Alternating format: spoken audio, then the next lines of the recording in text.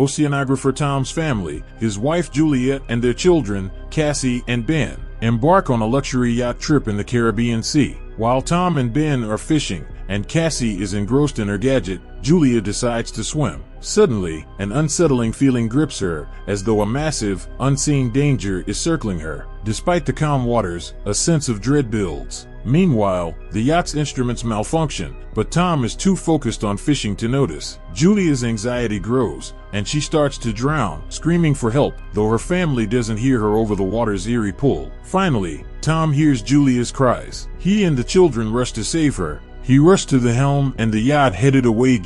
Tom dived into the water with the children, helped them pull her aboard and revive her, pulling her back aboard the yacht just in time. Tom was angry because he always asked swimmers to warn others when they went into the water underwater. Julia apologized. Although shaken, the family quickly moves on from the incident, especially since they are celebrating Ben's 13th birthday. They light candles and take happy family photos. As Cassie talks to her boyfriend on the phone about the day's events, an unexpected, intense storm looms in the distance. Cassie expresses concern, but her boyfriend reassures her before the call drops. Suddenly, strange jolts rock the yacht. The family rushes to the deck to find massive whale carcasses floating eerily around them, posing a threat to the yacht's stability. Tom explains that storms sometimes disorient whales, but something is wrong. They're pushing the yacht dangerously. Tom dives into the water but returns injured, suspecting the yacht's shafts were damaged by a tail strike. Now, they can't sail away easily. Julia stitches up Tom's wound as the family assesses their situation. Cassie tries to restore communication,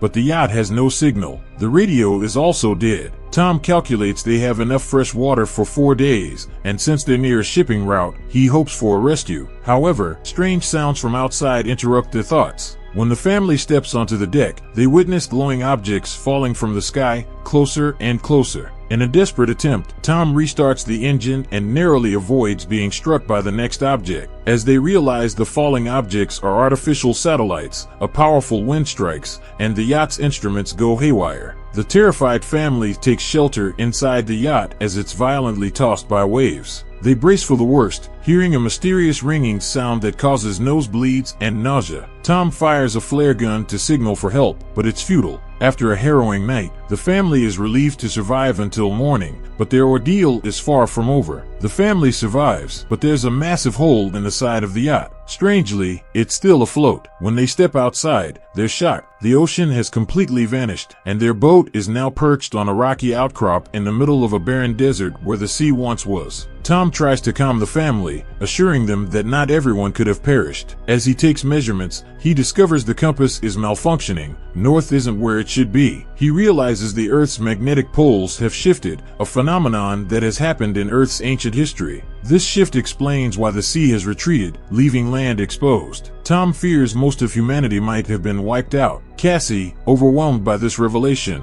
retreats to the cabin for some solitude, while Julia inventories the remaining supplies. Ben, hoping for a miracle, releases colorful balloons into the sky as a distress signal, praying that other survivors might find them. Tom sends out a distress call on the radio, and against all odds, receives a response. It's from Nato, the captain of a small submersible. He explains that they survived because they were deep underwater when the catastrophe occurred, but most communication systems have failed, making it nearly impossible to expect outside help. Based on Nato's calculations, the sea will return in about a week, but it will be brutal. His advice is clear. The family must find higher ground before the waters rush back. Julia quickly instructs the children to pack their belongings. Tom, desperate to save his family, directly asks Nato if he can rescue the children. Nato explains that his submersible is tiny and can only take one person. However, after some persuasion, Nato agrees to take both kids. Tom provides their coordinates, and the family prepares to make the treacherous journey to reach the submersible's location, which Tom estimates will take a couple of days. The next morning, as the family is nearly ready to set off, Tom steps onto the deck and sees a mysterious man with a dog approaching.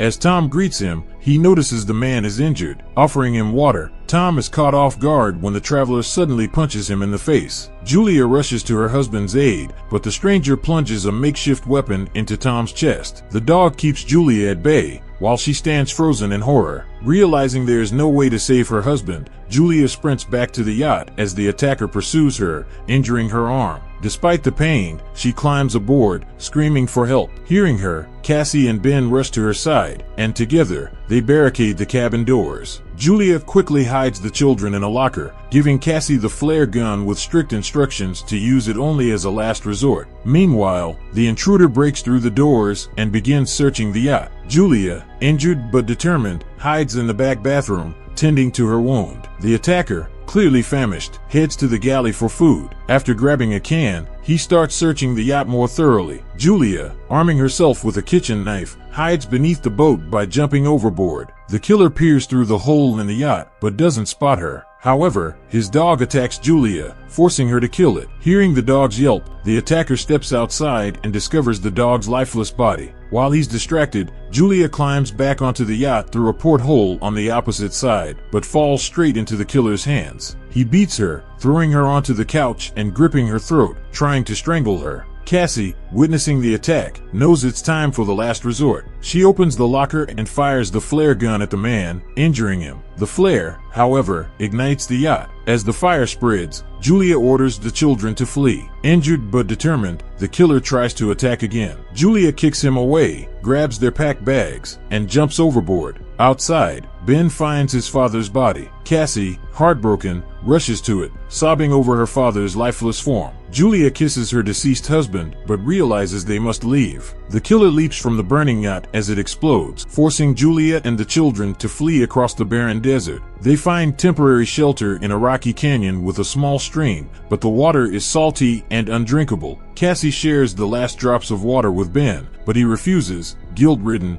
believing the killer arrived because of the balloons he released earlier. Cassie, sharing his guilt, begins to blame him too. Julia quickly stops the argument, defending her son and urging them to gather their strength for the journey ahead. Suddenly, she spots the killer still pursuing them. As night falls, Ben stumbles upon the carcass of a hammerhead shark and tries to butcher it for food, but Julia sees the killer approaching and orders the children to run. They soon reach a field littered with toxic waste barrels from the now flooded ocean, but they have no choice but to move forward despite the contamination threat. With the killer relentlessly chasing them, they navigate the former ocean floor, now filled with plastic and trash dumped by humans over the years. Ben becomes dangerously dehydrated, and Julia gives him the last drops of water. Cassie, overwhelmed, breaks down, convinced they won't survive, but Julia commands them to keep moving. Finally, they find the wreckage of a plane that had crashed into the sea long ago and crawl inside the fuselage to rest. Inside, Julia gazes at the last family photo, recounting the story of how she first met Tom. He had been brought to her hospital after suffering decompression sickness from a failed dive. The children weep as they say their final goodbyes to their father. In the middle of the night, Cassie is awakened by a strange noise and footsteps approaching their hiding place. Cassie sits outside near the plane wreckage, seemingly vulnerable. Out of the darkness, the killer approaches, unaware that she is acting as bait. Just as he prepares to grab her, Julia ambushes him, stabbing him with a knife. At dawn, the family gets ready to resume their journey, only to discover that the killer's body has been scavenged, an ominous sign that something more dangerous than humans lurks in the desert.